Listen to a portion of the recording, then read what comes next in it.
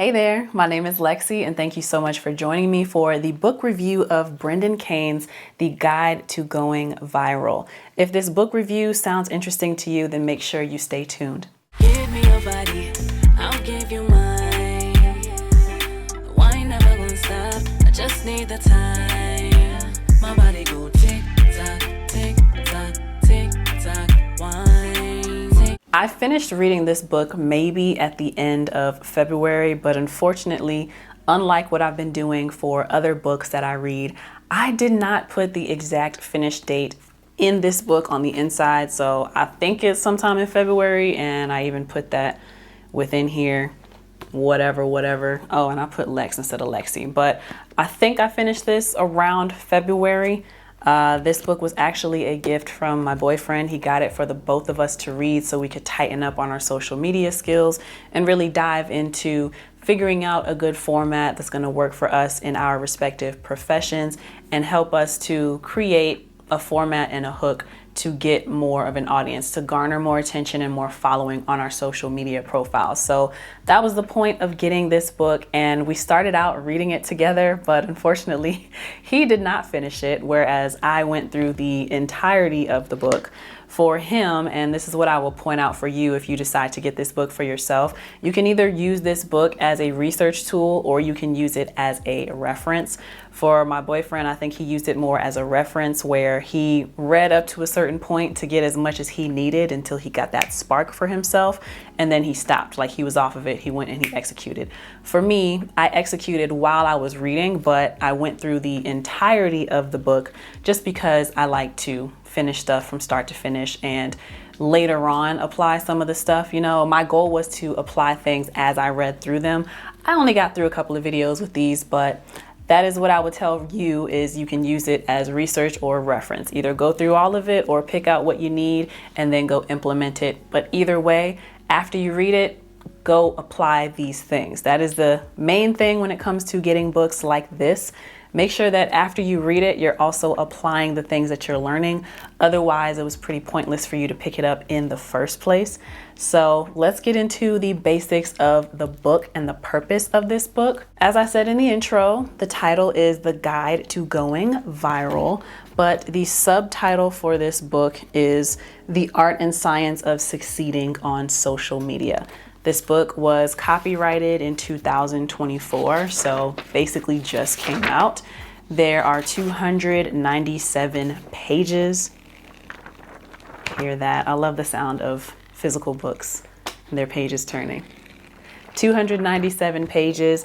It is structured as such: introduction, 3 parts, and a conclusion. And the purpose of this book, I want to actually read to you pages 15 through 17 because it actually directly addresses that. So this book is for you if your goal is to achieve success with social media, which entails generating a substantial number of followers, sales, engagement, and views. This information is useful for a diverse range of individuals who are eager to break through the noise and create innovative and effective content on social media, including forward thinkers, aspiring influencers, media buyers, small business owners, marketing managers, social media managers, entrepreneurs and solopreneurs, college students. They do have some more in-depth descriptions of what each of those are, but to keep short on time, I'm not going to read all of them. But the skills you will obtain through this book include understanding and avoiding outdated traditional approaches to digital marketing, authentically communicating with an audience, eliminating the influence of cognitive biases, applying the viral content model, viral formats, and the communication algorithm to create content that resonates with large audiences, using effective tools to measure content performance and make data-driven creative decisions, interpreting and replicating creative nuances in original content, conducting thorough research and analysis of content performance drivers, creating viral content that captures the attention of general audiences and stands out in the attention economy, Overall, this book provides a comprehensive learning experience, blending theory and practice to empower you with the skills and knowledge you'll need to succeed in the dynamic world of social media content creation. You'll walk away with a foundation to successfully repeat virality for the rest of your life. So that is the purpose of this book. And how does it read? I'm sure you can guess based off of just that introduction, this book is for you if. It reads very much as informative. It reads like a scientific paper. It reads like a research paper, honestly. And it can actually get a little boring if you are not making sure that you check out the examples that they refer to on guide.hookpoint.com. So as long as you make sure that you are kind of hopping out of the pages and getting online to explore the examples that they are pointing out for you, because there are a lot of case studies in this. As long as you do that, then it's not so bad of a read, but this very much reads more intellectual than entertainment.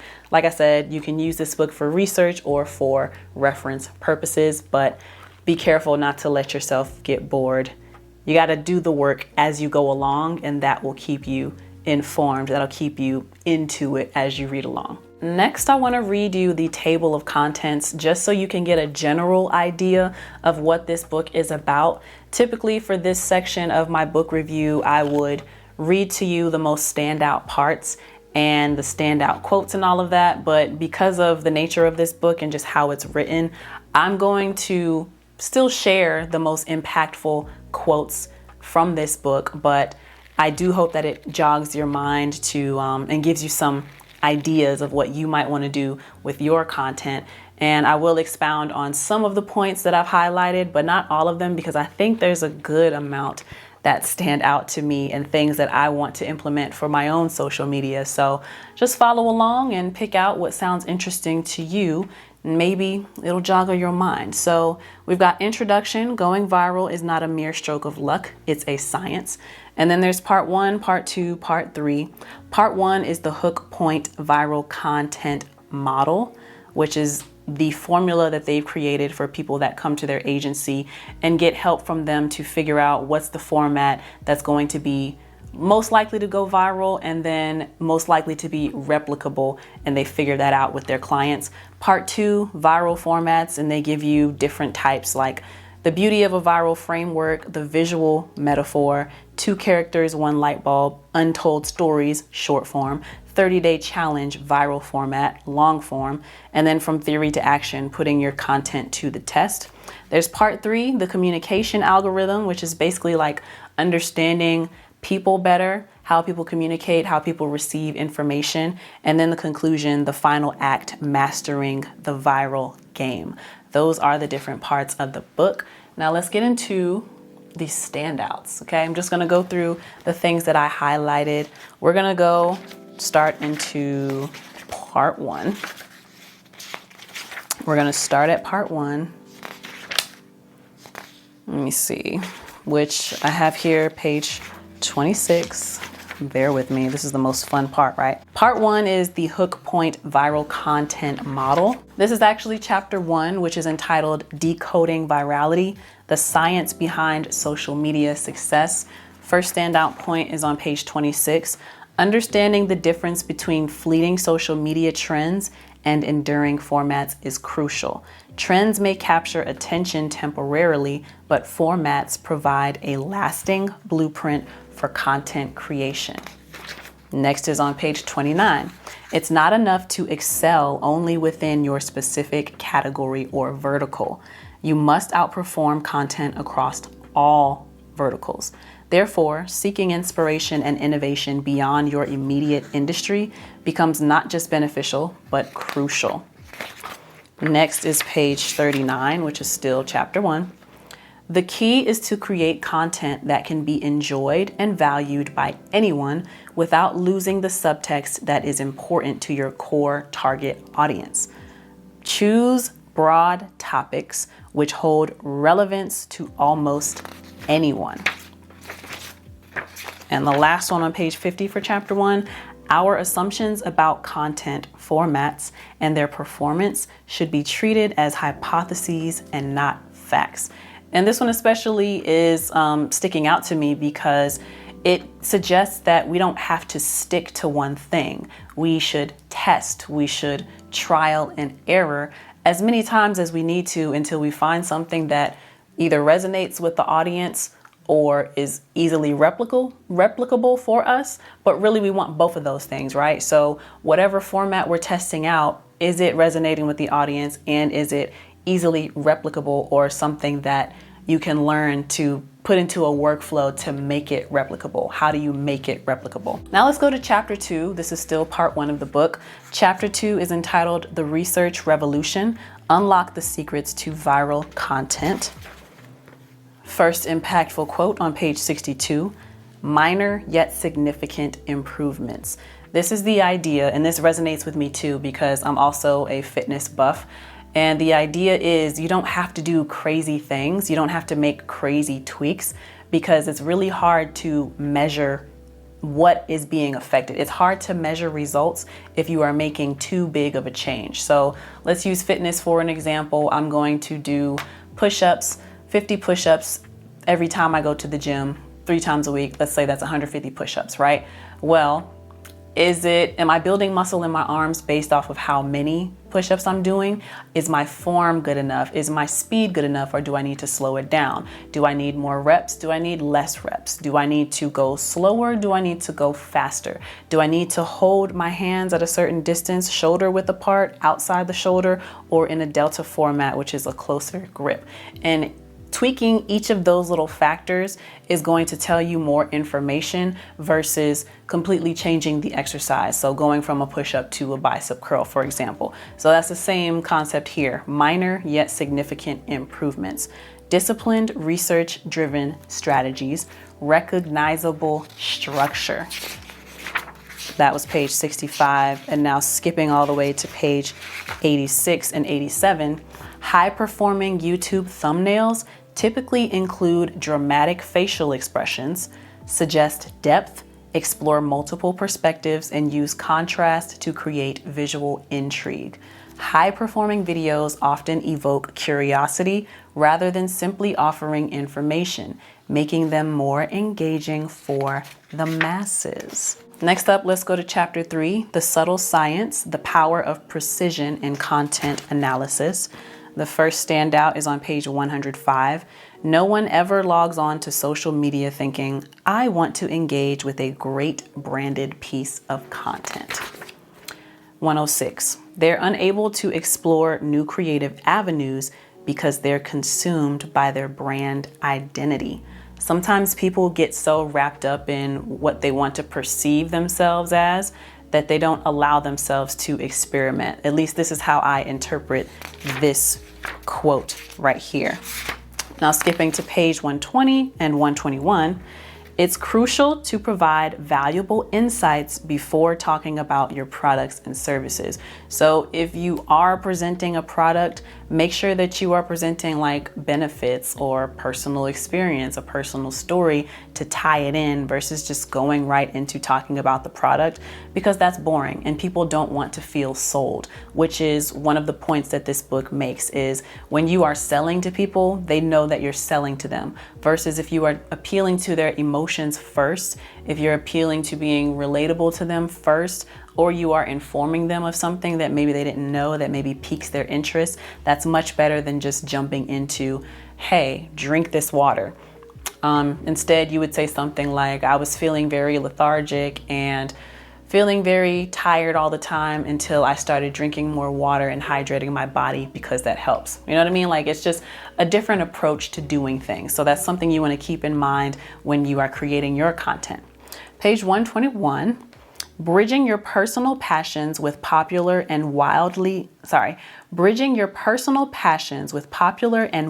appealing subjects can amplify your reach and draw in new viewers.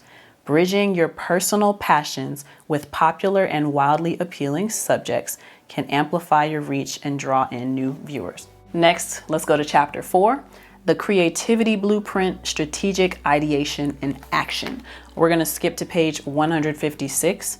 When brainstorming content ideas, it's essential to balance what excites you with concepts that appeal to a wide audience. So still stay true to who you are, but also keep in mind that you want to appeal to a wide audience.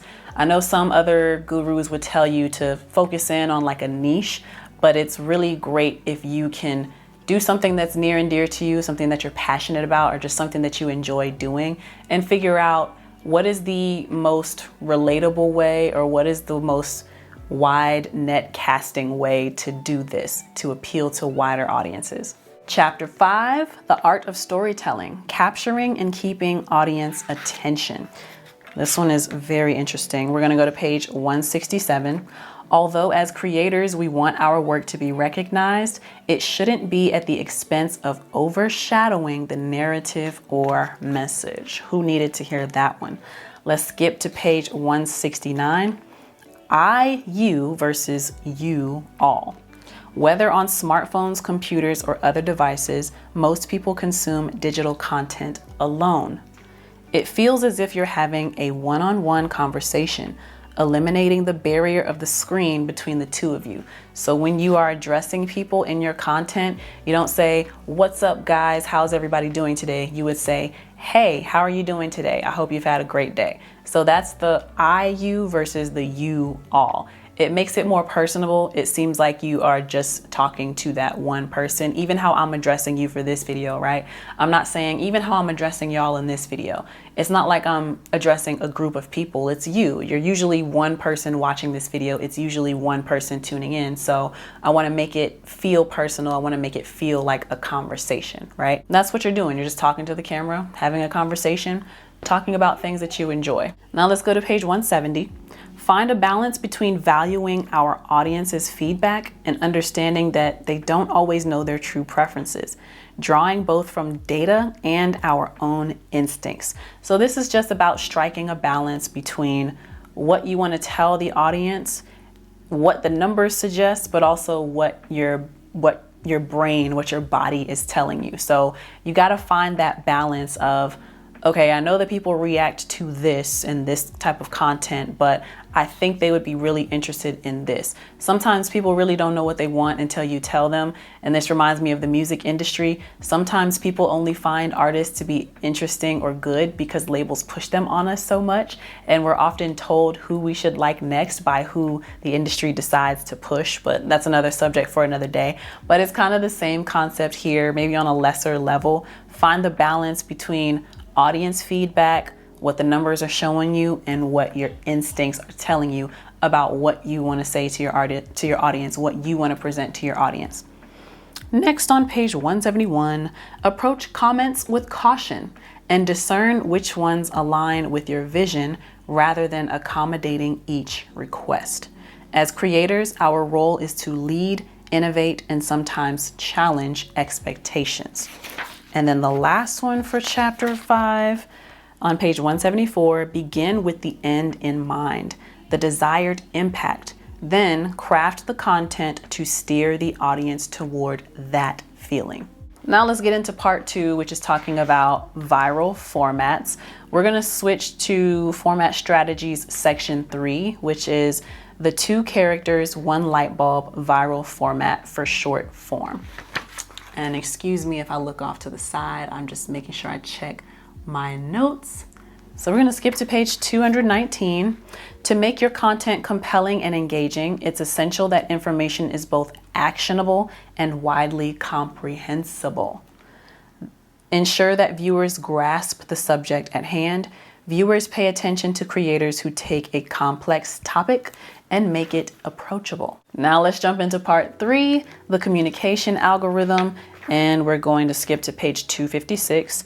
Recognizing that individuals express themselves through various styles, such as facts, opinions, feelings, imagination, fun, or action, is crucial. Notably, prioritizing feelings, facts, and fun while steering clear of values-based and autocratic communication styles is key to engaging with up to 85% of the population. So this is the notion that people are going to identify with your feelings and your emotions more than they're going to identify with the facts, or I'm sorry, with your values. So I don't know, religion, political sides, you want to typically steer clear of those things, but feelings, relatability, appealing to people's emotions, that's what you want to lean more into when it comes to the content creation. And that's what this section is commenting on. Let's skip to section 3 of this, which is applying the communication algorithm to your content and marketing plans. On page 283, be cognizant of varying communication styles. Adapt content to reach the widest audience effectively. 284, how we say something is often more important than what we say. And this particular quote just reaches the depths of my soul, because I used to date somebody who I would try to tell them like, hey, you can pretty much tell me whatever you need to tell me, but you need to make sure that you are saying it in a way that I'm going to receive. If you're yelling at me, if you're cursing at me, I'm not going to receive it. I'm not going to care what you're saying, because you're not approaching me the way that I am going to be approachable with. Like, that's not how I like to be approached. And it was just like so hard to make this dude understand that how you say something is just as important as what you say. So when I read this, how we say something is often more important than what we say. It just rings so true, and it gives me personally some validation. And he used to tell me like, well, it shouldn't matter how I'm saying. You should be grown enough to take what I'm saying, no matter how I'm saying it. And I just always thought that was so immature. There's this old saying that's like, you can attract more bees, you can attract more flies with honey than ish, you know what I'm saying? So with that logic, with that knowledge, why wouldn't you want your message to have a better chance of reaching somebody if all you have to do is tweak how you say it? I could never understood why he fought me so hard on that. And that's one of the reasons why we didn't work out, child. That's a whole nother story on why that didn't work out. But anyway, we are going to skip to section 4, the communication algorithm breakdown, how Dr. Julie Smith masters TikTok with viral mental health content. And we're going to skip to page 290. 85% of the global population does not want to be told what to do, but prefers an invitation to make their own decisions. So if you say something like, drink this water, I know for me, when people tell me what to do, my rebellious spirit is like, well, I was going to do that, but since you said to do it, now I don't want to do it. It's like a rebellious teenager. Instead, it's like, water really helped me to gain a clearer mind, and I've noticed a difference in my energy levels since I've made sure that my body is more hydrating. For those simple observations alone, I would encourage you to drink water more too. That's a lot better than saying, drink this. It's less forceful, it's more suggestive, it's giving you a reason, it's making a connection with people. If someone's been struggling with energy, if they've been struggling with staying awake, something like water can be one of those solutions. So it's giving you a little bit of information, it's giving a personal experience, it's appealing to someone's problems, like you might be helping someone solve a problem. Much better than just saying, drink this. Well, I was, but now I don't want to, because why are you being so mean? Again, how you say something is more important than what you say. If you say it nicely, if you say it the right way, if you say it in a way that someone, or that a majority of audiences are going to respond to it, then that's the way that you should communicate it. And that is it for all of the standout points from this book that I personally took to heart and that personally resonated with me. Let me know in the comment section if any of the things that I read stuck out to you and really resonated with your soul and your spirit as well. From the things that I've talked about, are any of these things something that you would try for yourself and something that you would apply to your content? Maybe this gives you an idea to take a closer look at how you're presenting something, and maybe you slightly tweak how you approach presenting certain things to your audience. And maybe just hearing me do this book review will help your journey in gaining virality, because we all want this in the attention economy of social media, right? So I hope that helped, but otherwise, definitely would recommend that you get a copy of this book for yourself to go through it and read it and pick up some of the communication styles, some of the formats, and try these things for yourself. It really is a great read, and it really is a great reference material to have, a great research material to have. So kudos to Brendan Kane for writing this book. The Guide to Going Viral, The Art and Science of Succeeding on Social Media. I enjoyed this book and I need to get back to doing the content myself. And for a little personal story, I recently had a phone conference with my producer and we talked about getting back in the habit of creating social media videos to advertise the music, but doing it in creative ways that resonated with people when I tried different things. And just saying, hey, LexC, get back to doing that so we can garner more attention for the music. And I agree. So make sure you follow me at LexCATL, which I do believe is on one of these sides of the screen, child. I still don't know how to call it, but follow me to see my personal journey on how I'm improving my social media. I hope you are going to improve your social media content creation as well. Pick up a copy of this book. Let me know what you would like for me to read next. My next read actually is going to be a book called Tough as a Mother by Jen Hildreth and Amy Leon.